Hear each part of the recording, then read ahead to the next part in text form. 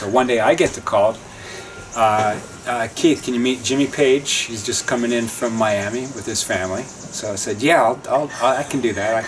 So I get down to the gate. I'm a big Led Zeppelin fan. Obviously grew up with them, like so many of our age. And I honestly met probably close to 100 different celebrities during my time there, in my 4 years with the airline. By far, my favorite was Jimmy Page. He was the nicest guy. I meet him at the gate. He's with his maybe 25 or 30-year-old wife at the time, and he's in his 60s. This is like 2000 thereabouts. It's pre 9/11, which is when I lost my job. Anyway, I meet him at the gate. You can picture it. You've flown. I meet him at the gate, help him with his carry-on luggage, take him down to walk him through the airport, down to the carousel where we get the big checked bags. And so I've got the trolley cart to put the suitcases on, as you do, going through the airport, make it a little easier. And at any airport facility, there's always like what they call an out-of-gauge area. It's for golf clubs, skis, things like that. Things that don't fit. They're going to mess up the system if we put them on that belt. Well, guitar cases are on there as well. So, no way. So I've loaded up a couple of suitcases. They traveled fairly light. They didn't, the family of five, all their luggage fit on one suitcase. But then as we're leaving, Jimmy says, "Oh, Owen can grab my guitar." Jimmy Page has probably 500 guitars. If you've seen him in documentaries, like a lot of famous musicians, they have a large guitar collection because they're, obviously such big fans. Well, yeah. So he obviously had just purchased one, or maybe he had brought one back, so for whatever. So Jimmy Page asks me to go and pick up his guitar. So I'm walking through Gatwick Airport with Jimmy Page, and with one hand I'm pushing the trolley, and one hand I'm holding Jimmy Page's guitar. And you're screaming, "Someone take my picture!" Probably the biggest honor of my working career. I wish I could say I invented something that saved the company $10 million, something like that. I'm not that guy. My proudest career moment, any of the jobs I've had, was when Jimmy Page asked me to carry his guitar case. Like, good God, I'm not worthy. That's an amazing. Can I have your autograph? Oh, it was so neat. And did he leave you a tip? I didn't get a tip. No, you didn't get tips. The memory in it was in itself. But so I spent maybe 30, 45 minutes with him from the gate, going down and getting his luggage, taking him out to the limo, because there's a waiting limo to take him home. But then, if that wasn't great enough, 2 weeks later, they're flying back to Miami. So I see him at the outbound gate. Oh, shut up. Now, keep in mind, and I have to tell this as part of the story, I am a member of staff, like all members of staff have one name badge. So my name was technically here, but I'd like to think he remembered it, because as he was walking through the gate, he said, "Hey, Keith, how's the family?" Because during the time we talked about, "Hey, I've got a young son," and it was one of the things we talked about. So I'd like to think he remembered my name and didn't see my name tag. But anyway, he comes back 2 weeks later, flying back with the same family. It was just really neat to meet him on those two occasions. Just the nicest, sweetest guy. Wow. So who were some of the other famous people that you met? Some of the others. On the flip side, the worst. Oh yeah, the worst. Yeah, we'll VIP, take that too. The worst VIP. Yeah. Was Pamela Anderson. Oh God. Now, I'm with the company for about 2 weeks. Just started with Virgin Atlantic. I'm at Heathrow Airport. Get a call at 6 a.m. Pamela Anderson's coming into Terminal 1. She's flying in from Germany. Then she's connecting with us and flying to Los Angeles. So you need to go meet her at that terminal, help her. It's just her and her assistant. So have a trolley for any carry-on. So I arrived to the thing with one. My job is to get her from Terminal 1 over to Terminal 3 into our VIP lounge before her flight to Los Angeles. Yeah. That's your mission. Geez, an hour with Pamela Anderson. What guy wouldn't want that, right? Yeah. No. Especially back then. Yeah. And I think I got the assignment that day because of all the members of staff, it was primarily gay guys and women. And so it's like, "Oh, send Keith. I'm sure he'd love it." It's like, not really. I was never a fan. I never watched this episode of Baywatch. Was never a fan. Anyway, I get there. I think her husband's his asshole. I get there. I'm told there's supposed to be her and one other person, right? So I'm there with one trolley cart, expecting an average amount of carry-on luggage. I get there and there's like 9. She's got the nutritionist, Oh, the beauty 9 person. people? She's got like 9 assistants, right? And every single one of them has like 4 carry-on items, you know. So suddenly it's like, well, now I'm looking for 2 carts. So I'm going through there, I'm pushing one cart and pulling. And I always thought of myself as the dog in the Grinch trying to get all those presents back Max. to the top of the hill. Max, Max right? and the Grinch. Yeah, because every one of these lazy bastards just threw all their shit down on the carts. So I'm literally pushing one trolley through the airport and pulling the other because none of them could carry a single thing. Oh, God, no. They're all rude. It's not easy to get from Terminal 1 to Terminal 3, and there is no VIP, or at least at the time. And there's no easy access line, there's no VIP line. So you literally had to get on a bus like Joe Public and go to the next terminal like everybody else. Like Which did everybody not go else. down well. And Pamela, I don't know what the beauty person must have overslept because they didn't slap on any makeup or whatnot. She looked so rough. So rough. Wow. No makeup, no packaging. It was surprising, you know, because usually when they know that they're going to be seen in an airport, Oh, Thanks. sure. they make an effort. That's None. weird. No photos? No, again, no photos. Get there, Yeah. drop off all their bags. Not a single thank you, Oh, God, nothing no. whatsoever. Took them in. There's like a VIP music lounge where you can go into, and they stuck them all in there. Jeez. Not a single thank you. Like, no, What's not a wrong fan. with those people? She's still Not a fan. alive. I think so. Shouldn't be. Barely. I think so. Scary. Sean Scary looking. Connery, Oh. No. yeah. Ooh. Met James Bond briefly. Gave him his Cool. boarding pass. Did you say anything? Untouchable's the best movie ever. No, that's He would have had to have said something. This is the Chicago way. yeah. Pretty good, huh, Sean? Yeah, you're right. I've always been one of those people that think something really witty after they've Oh, left. yeah. Oh, I should have said. Connery. Sean Connery. Yeah. What year forget. was it, or what? Oh, this is I was with them from '98 to 2001, so it was all within that time Okay. frame, so. Okay. He's still doing pretty well back then. Yeah. He looked great. Yeah. So who else? Yeah, that guy. Remember that guy? Yeah, I've actually got a collection of boarding passes downstairs because like you're sweet. asking about photographs. I said I'm never going to ask a celebrity for a Yeah. photograph or an autograph, but I'll save their boarding But I'll pass. steal your kind of boarding geeky pass. because I That's can look at it and it'll bring back the memory. Oh yeah, I remember The that. name and the date. Oh. You kind of remember the incident. It shows the date where they were flying to or from. Oh, that's brilliant. So I've got that. So you But could do one of those big collage things with all your boarding passes. yeah, Yeah. could do. You could.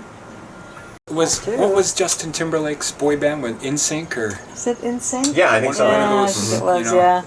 It wasn't Boys to Men, so it was insane. No. No, it was one of those. It was not Boyz II Anyway, Men. I'm when I first met them, they were real late for the flight. They almost missed the flight, so they checked in real late.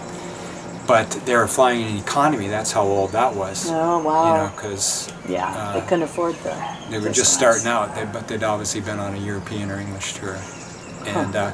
I was probably like 35 or 36 at the time, and I was like the supervisor in the gate area at the time, and I'm working with some younger members of staff. But the manager is going around with glossies, asking if anybody wants copies, some autographed copies of the band and whatnot, you know, to the members of staff. And then he comes up to me and says, maybe your son or daughter would like, well, I took it as an insult, say, well, wait, what do you so I'm so old that I might not be a fan? Hang on a minute. So did you get one? I don't think so. Oh, sure, In Excess? Yeah, I'll take one of the... Oh, wait, what? In Sync? What the hell's this? Yeah.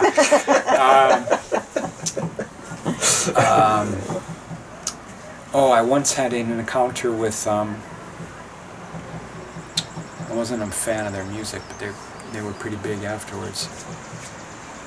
Oh, Linkin Park. Yeah? Oh, yeah, I remember Linkin that. Park. They did all right for themselves. Yeah. They were just starting out, and they had a ton of excess luggage that I should have been, if I was doing my job, charging them for. But I made a deal. I was in a good mood, and I said, well, I'll tell you what.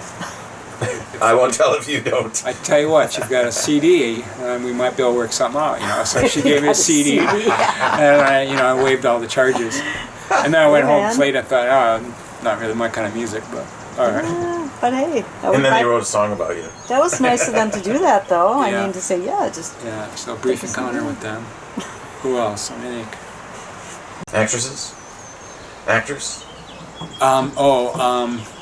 Roger Moore? My heart stopped for 15 seconds when I met Natalie Imbruglia, right when she was at her Torn was like in the top of the charts. Oh my gosh, she was so sexy. She came up with this. She had a cowboy hat on and a shirt with her midriff showing, and I used to wear those. Yeah, not the cowboy hats. She was very friendly, smiling. She's probably just after you. Probably, it was fairly obvious. So how many countries have you gone to? I think I've been to about 30 countries. That's a lot. 49 states. One day Idaho. One day. One day in Idaho? Well, no. One day I'll get to Idaho. Oh, That's one day. the only Oh, state you I haven't been to. That's the one? Yeah. Ooh, all right. Well, so when you flew internationally, how long was the layover? How many days did you have before you had to get on another plane? And Usually go back about the other 24 to 28 hours. way? So not even a full day.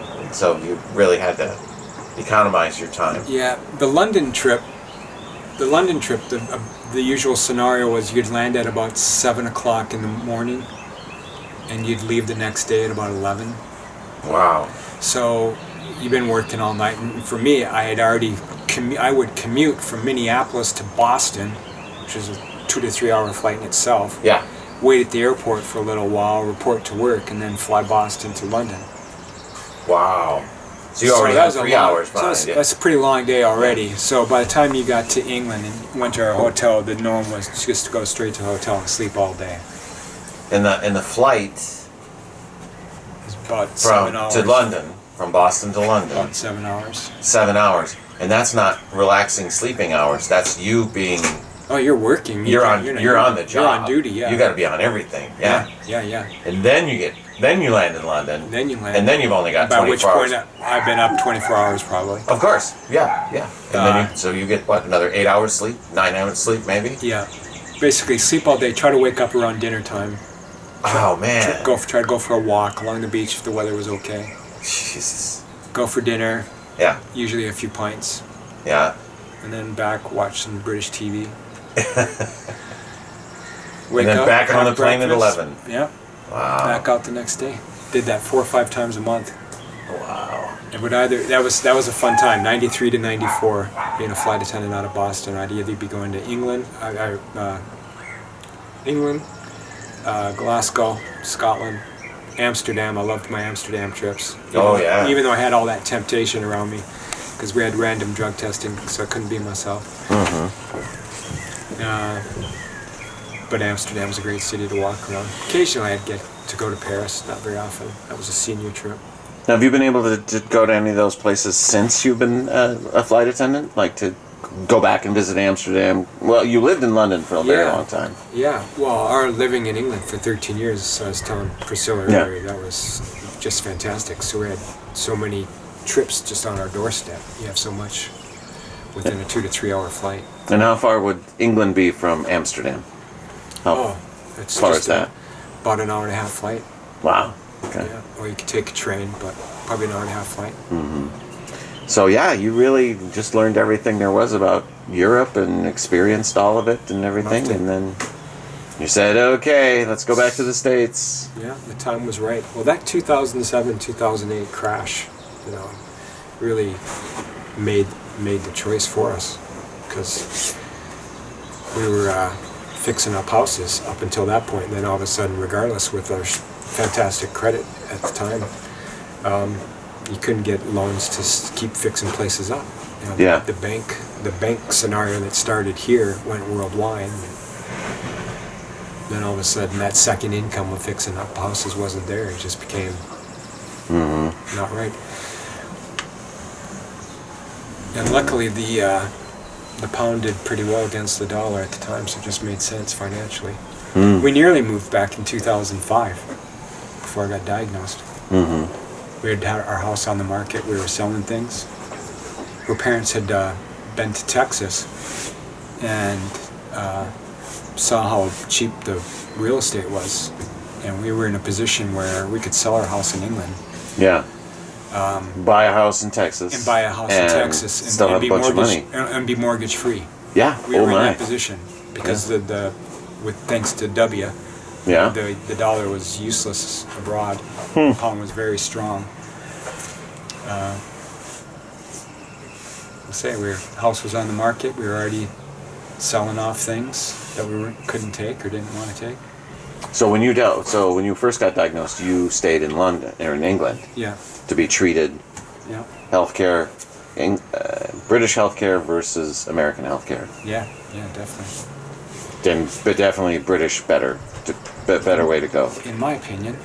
Yeah, you felt like you're being taken care of I better had there. really right? good care. It was 13 months of very good care and no bill at the end. Yeah. Yeah. And I was getting assistance in the meantime because I couldn't earn. It was, I wasn't well enough to work with the treatment. So, yeah, a much better social. You're looked after. Yeah. There's that sense of no one gets left behind. Everyone falls on hard times. And if... But here it's just kind of such a service model. And bad health doesn't know, doesn't care about how much money you earn or where you live or your history. It affects everyone. So I think it's a great system. Having lived under both, it's not a perfect system, but I don't think the quality of healthcare is that much better. In fact, in Florida, it was worse, far worse. I spent so much money on healthcare in Florida trying to improve my situation. Was that a hummingbird? No, hornet. Anyway. Yeah. Hummingbirds aren't too far off. A few weeks maybe.